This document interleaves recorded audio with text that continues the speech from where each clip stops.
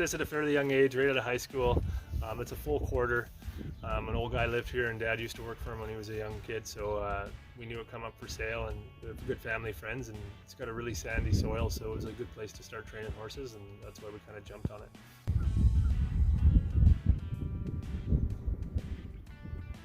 When I first bought this place, there was just the old hip roof barn, the old house, and then his bunkhouse and his 2-car garage.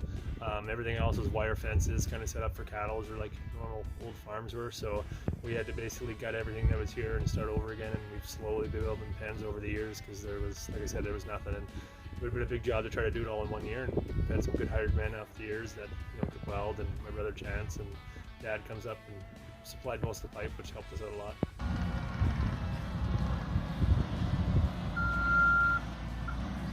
Well, we have 36 head of thoroughbreds, then we got a couple workhorses and 6 or 7 ponies for sure now. The horses, I always try to keep them in their outfits, so whatever's driving together stays together. They go in the same stalls in the barn, they're in the same pens, and as new horses move in and out with the old bunch, then they start taking them spots, but we keep everybody happier that way because they get used to each other and it seems like they work better together. Columbus, Nebraska is where I went for multiple years, but with us being later last year in COVID, we haven't been there for a couple of years. So last year, I got 1 out of Lethbridge, 1 out of Grand Prairie, 3 out of Winnipeg, and we got the other 7 out of Prairie Meadows in Iowa.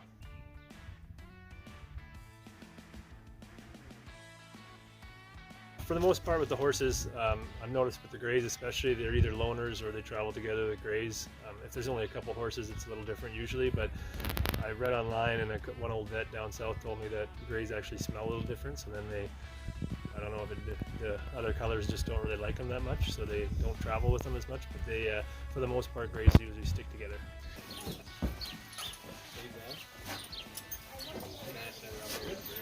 Well, the old barn, the old hip roof barn's been here since we bought the place, so we use it mainly for the breaking horses, all the new horses and stuff, and it's closer to where we hook.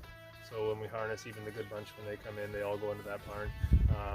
So it's just a little less going on in the big main barn. It's a little fancier and stuff. It's got all the box stalls, so all the horses can rest better in there, and it's a lot cooler. So, and we with the less action, so we can keep hooking with the other new horses and leave the old boys and everybody just to rest in the big one.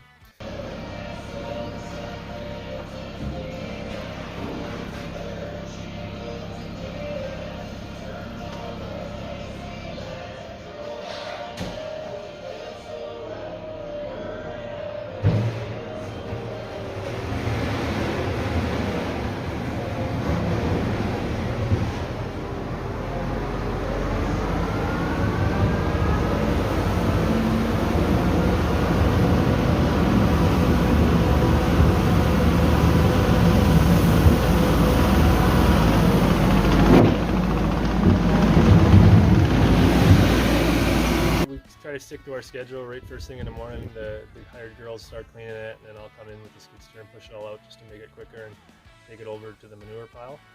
And then they work right on the barn because we want everything back in for sure by noon notes. That's when we feed them, 7 o'clock in the morning, noon, and then at 6 o'clock at night again. So them guys just go to work cleaning it, and we just kind of have a nice little system. It allows me to keep training while they're cleaning the barn, and works well.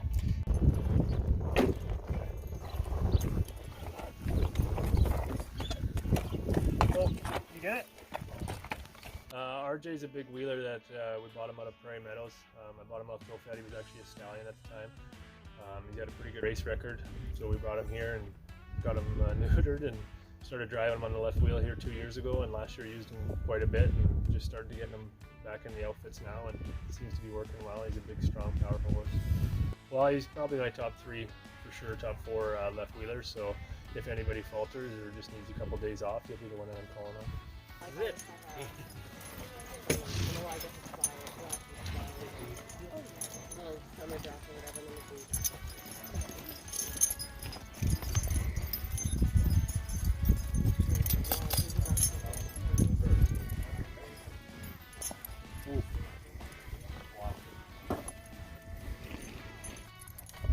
He bought her out of Lethbridge last year.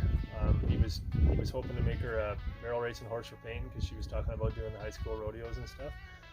And then when that didn't pan out, she started just for time-wise. We brought her up here and just started hooking her just to have extra horses here, and we've been driving her on the left lead ever since. And she's a pretty nice little horse.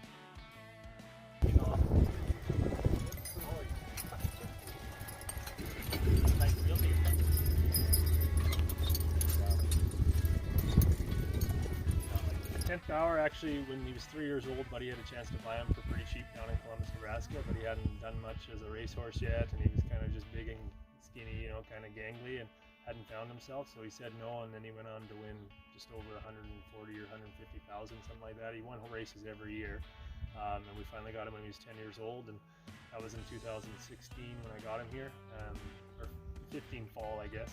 In 16, I used him that whole year, and then I won Calgary's with him and stuff the next couple of years, and he's been a mainstay on my right wheel of my good outfit off the 1-2, and then with the COVID year and his age, he's at 17 now, so we just kind of just moved him out slowly, but he's one that I call on anytime that I need, you know, freshening up or going, and I've been letting Cruz drive him. That's the second time he's drove him, and he's pretty aggressive, and you can tell he's been on, you know, Calgary Stampede winning outfits, because the new horses that Cruz had in front, he's right up their butts, and you know, he kind of looks funny for the person that doesn't really know much about it, but he's just charging and going, so he's a nice horse for anybody to have. Well, Power's just always been a little different. We put a brass bit in his mouth because he's got a real soft mouth, and he's all go, and he likes to tuck his head, and he looks good while he drives. So the harder you on him, the more he shakes his head. And Cruz let him pick up a little bit of speed before, you know, to try to come into barrels smooth, and he should have kept him just a little slower. So when he come in hot and started pulling on him, he thought he was going to be able to just roll right through and go. Like we do that a lot in the spring. We don't stop too much.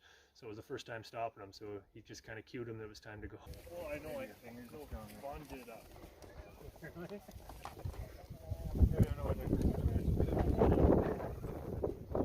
Well, he didn't tighten it because it wasn't very. Yeah, I got it.